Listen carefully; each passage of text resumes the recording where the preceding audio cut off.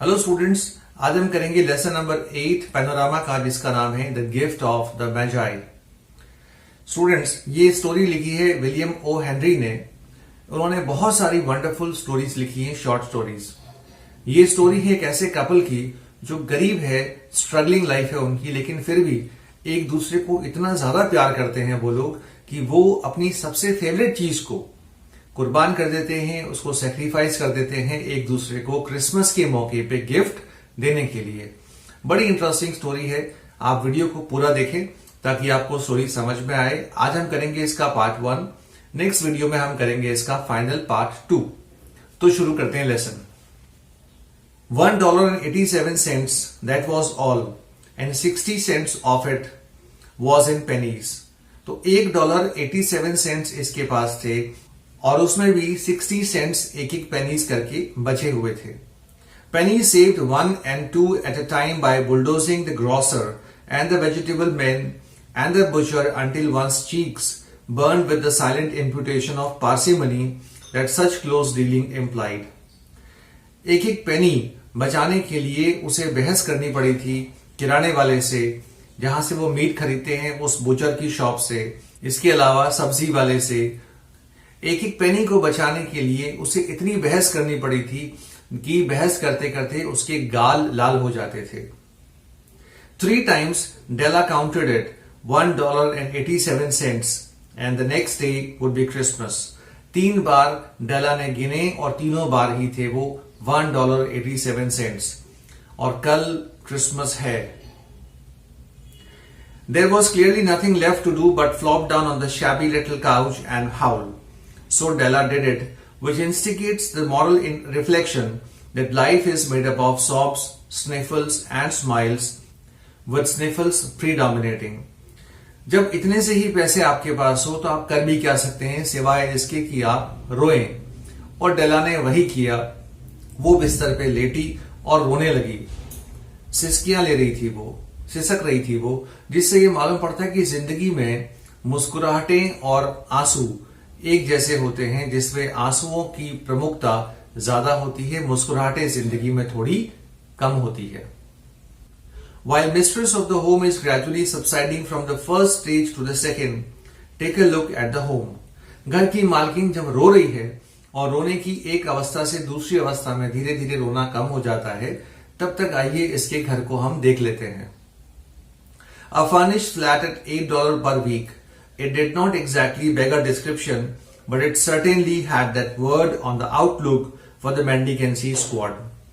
अगर एक फ्लैट जिसका 1 वीक का भाड़ा किराया $8 का हो, वो बहुत बड़ा आलीशान नहीं हो सकता, पर इतना भी गंदा ना हो कि भिखारियों की उस पर नजर ना पड़े। औसतन मकान था इसका।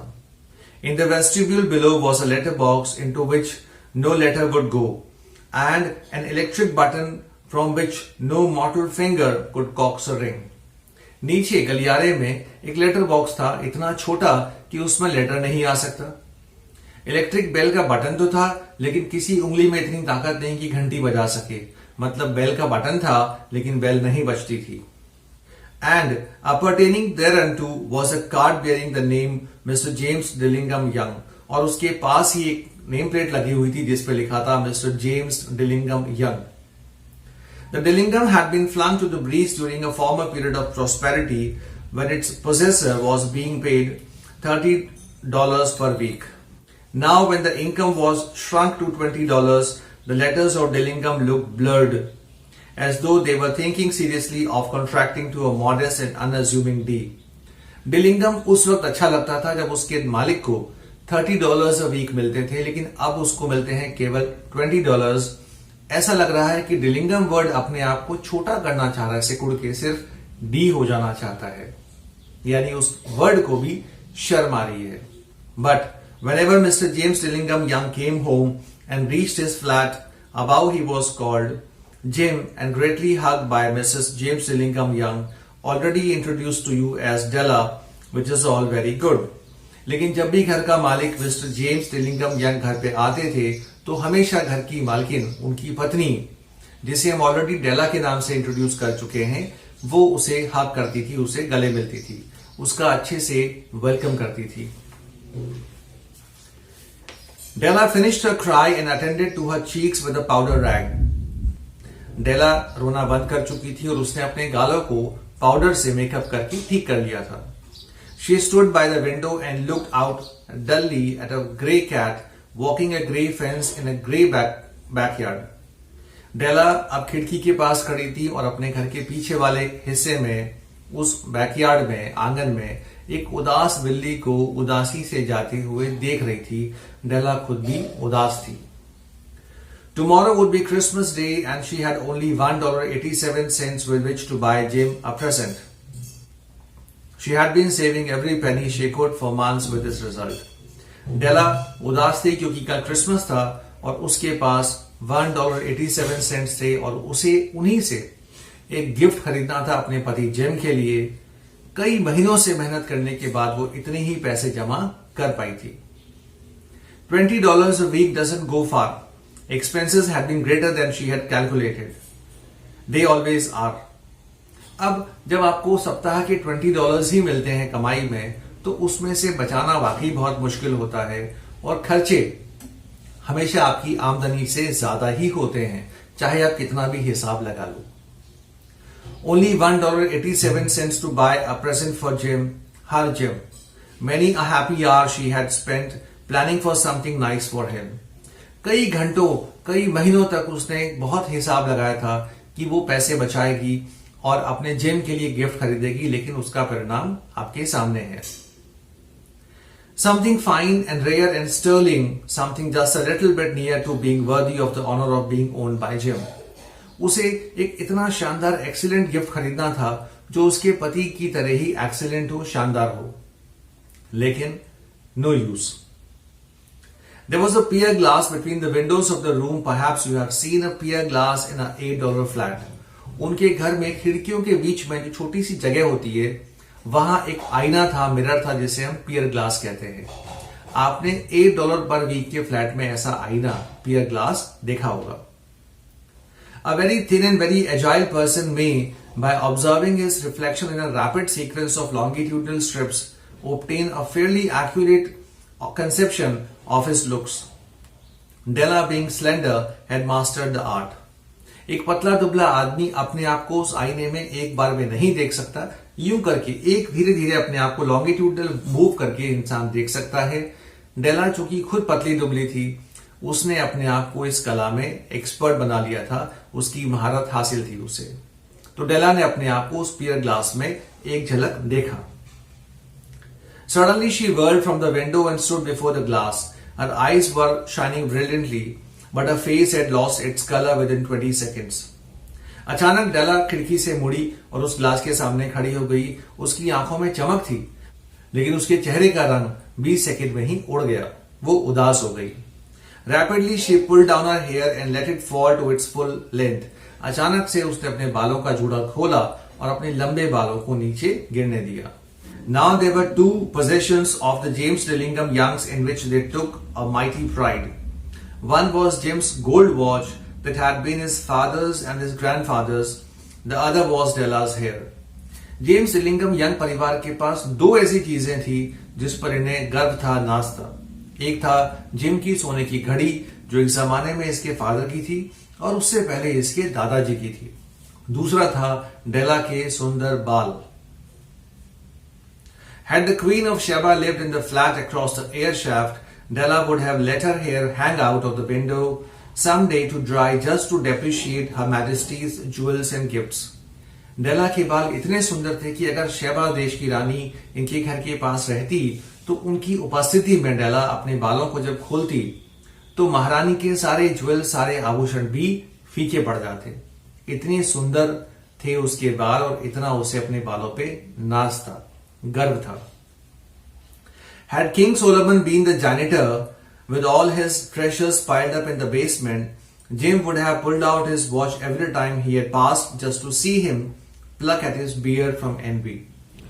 और यदि किंग सोलोमन, दुनिया का सबसे अमीर राजा, इस घर का मालिक होता और जिम जब भी किंग सोलोमन के सामने से गुजरता और अपनी घड़ी को उसके सामने देखकर टाइम देखता, तो यकीनन किंग सोलोमन को भी ईर्ष्या होती और वो ईर्ष्या और जलन के मारे अपनी दाढ़ी खींचने लगता था इतनी सुंदर थी जिम की सोने की घड़ी, इतना उसे इस पर गर्व था। So now Della's beautiful hair fell about her, rippling and shining like a cascade of brown waters. It reached below her knees and made itself almost a garment for her. तो अब डेला के सुंदर ब्राउन कलर के बाल लहरा रहे थे, इतने लंबे थे उसके बाल की घुटनों के नीचे तक आते थे। And then she did it up again nervously and quickly. Once she faltered for a minute and stood still while a tear or two splashed on the worn red carpet. अब फटाक से उसने अपने बालों को फिर से समेटा, गुच्छा बनाया, जूड़ा बनाया। एक दो पल के लिए वो थोड़ी सी सकपकाई, थोड़ी सी हेसिटेट किया, रोने लगी वो, और उसकी आंखों से आंसू नीचे लाल कारपेट पे गिरे। On went her old brown jacket, on went her old brown hat, with the whirl of skirts and with the brilliant sparkle still in her eyes, she fluttered out of the door and down the stairs to the street. अचानक से उसने अपनी पुरानी brown jacket को पहना, अपनी पुरानी brown hat को पहना सिर पे, और उसके बाद अगले ही पल वो स्कर्ट को मूव करती हुई फटाक से घर के बाहर वो वहां गली में पहुंच गई। कहीं जा रही थी वो। Where she stopped, the sign read, Madame Sofronie, hair goods of all kinds. One flight up, Della ran and collected herself, panting. Madame, large, too white, chilly, hardly looked Sofronie. और डेला सीधी जाके उस दुकान पे पहुंची जो सीढ़ियों के ऊपर थी, जहां लिखा था मैदाम सॉफ्रोनी, हर तरह के बाल खरीदे बेचे जाते हैं। वहां जब वो पहुंची डेला तो हाफ रही थी, और उसकी जो मालकिन थी दुकान की, वो बहुत ही दिखने में हार्ड थी, बहुत रूखी किस्म की थी, चिड़चिड़ी किस्म की थी। सॉफ्रोनी सॉफ्ट किस्म की लेडी वो बिल्कुल नहीं थी। Will you buy my hair? asked Della. I buy hair, said Madame. Take your hat off and let's have a sight at the looks of it. वहां पहुंचते ही डेला ने उससे पूछा कि क्या आप मेरे बाल खरीदेंगी? तो उस औरत ने रूखे अंदाज में कहा कि अपनी हैट हटाओ, देखो तुम्हारे बाल कैसे हैं। Down rippled a brown cascade. $20, said Madame, lifting the mask with a practiced hand. जैसे ही डेला ने अपनी हैट हटाई, लंबे बालों का जैसे झरना, इतने लंबे उसके बाल थे, वो नीचे की तरफ गिरे। उस मैदाम ने, यानी मैदाम सॉफ्रोनी जो दुकान की मालकिन थी, उसने बालों को अपने हाथों में उठा के वजन किया और अनुभव से बता दिया उसने कि इसके तुम्हें मिलेंगे $20. Give it to me quick, said Della. Oh, and the next 2 hours tripped by on rosy wings. Forget the hashed metaphor, she was ransacking the stores for Jim's present. तो डेला ने कहा कि फटाफट मुझे $20 आप दे दो, मेरे बाल आप ले लो। अगले 2 घंटे ऐसे गुजर गए मानो पंख लगा के समय कहीं उड़ गया हो। डेला ने पूरे मार्केट की दुकानों को उठा पटक करके देखा। वो अपने जिम के लिए एक गिफ्ट ढूंढ रही थी। She found it at last. It surely had been made for Jim and no one else. There was no other like it in any of the stores and she had turned all of them inside out. आखिरकार 2 घंटे की कोशिश के बाद उसे वो gift मिल गया, और यकीनन इस पूरे बाजार में इससे अच्छा गिफ्ट कहीं नहीं उसको मिलने वाला था। यही गिफ्ट उसके हस्बैंड जिम के लिए परफेक्ट था। It was a platinum fob chain, simple and chaste in design, properly proclaiming its value by substance alone and not by mere precious ornamentation, as all good things should do. ये था एक बहुत ही sober, शानदार किस्म का platinum का fob chain. Fob chain कहते हैं वो चेन जो घड़ी के साथ यूज की जाती है, यानी घड़ी का चेन। जिस तरह से हर सोबर चीज बहुत ही शांत और सोबर होती है, अच्छी होती है, उसी तरह से ये फॉब चेन भी था प्लैटिनम का बना हुआ। It was even worthy of the watch. As soon as she saw it, she knew that it must be Jim's. It was like him, quietness and value.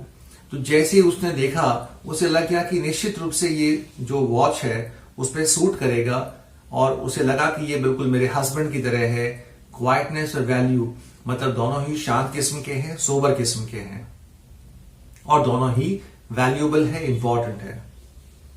The description applied to both. $21 they took from her for it, and she hurried home with the 87 cents. और आखिर $21 उसने दिए उस fob chain के लिए, और वो fob chain और 87 सेंट्स लेके वो फटाक से अपने घर लौट आई। With that chain on his watch, Jim might be properly anxious about the time in any company. Grand as the watch was, he sometimes looked at it on the sly on account of the old leather strap that he used in place of a chain. अब जब वो platinum fob chain उस घड़ी के साथ set हो जाएगा तो जिम को कभी भी समय देखने में हिचकिचाहट नहीं होगी, शर्म महसूस नहीं होगी। अब तक जिम उस शानदार गोल्ड वॉच के साथ में एक लेदर का पुराना फटा पुराना सा बेल्ट यूज करता था। इस वजह से कई बार जिम को शर्म महसूस होती थी, लेकिन अब उसको ऐसा नहीं महसूस होगा। When Della reached home, her intoxication gave way to little prudence and reason. घर पहुंचने के बाद उसकी थोड़ी सी नशा, थोड़ी सी ये जोश कम हुआ, थोड़ी सी वो समझदारी से उसने सोचा। She got out her curling irons and lighted the gas and went to work repairing the ravages made by generosity added to love, which is always a tremendous task, dear friends, a mammoth task.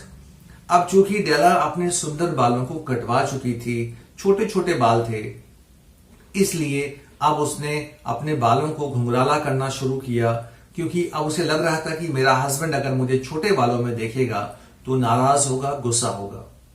जब प्रेम की वजह से आप कोई sacrifice करते हैं तो उसकी भरपाई करना वाकई एक मुश्किल काम होता है, एक मैमथ टास्क होता है, बड़ा काम होता है। Within 40 minutes, her head was covered with tiny clothesline curls that made her look wonderfully like a truant schoolboy. She looked at her reflection in the mirror long, carefully and critically. 40 minute लगे उसे, आखिर उसने अपने बालों को गोल गोल curls में घुमा लिया और वो एक स्कूल बॉय जैसी लग रही थी। अब उसने अपने आप को बहुत ध्यान से, समझदारी के साथ उस आईने में देखा। If Jim doesn't kill me, she said to herself, before he takes a second look at me, he will say I look like a Coney Island chorus girl. But what could I do? Oh, what could I do with $1.87? अब वो सोच रही है कि अगर gym क्रोध नहीं करेगा, गुस्सा नहीं करेगा, अगर वो गुस्से से मेरी जान नहीं लेगा, सेकेंड टाइम मुझे देखने में जिम जरूर बोलेगा कि तुम वहां बीच पे नाचने गाने वाली लड़कियों जैसी लग रही हो, जिनके छोटे छोटे कर्ली हेयर्स होते हैं, घुंघराले बाल होते हैं। सो फ्रेंड्स, यहां हम रुकेंगे। इसका रिमेनिंग पार्ट लेसन का जो है हम लोग देखेंगे अगले वीडियो में। अपने व्यूज जरूर शेयर करें और हाँ, एग्जाम की प्रिपरेशन करते रहें। इंग्लिश को इग्नोर करने की जरूरत बिल्कुल नहीं है। Thank you very much. God bless.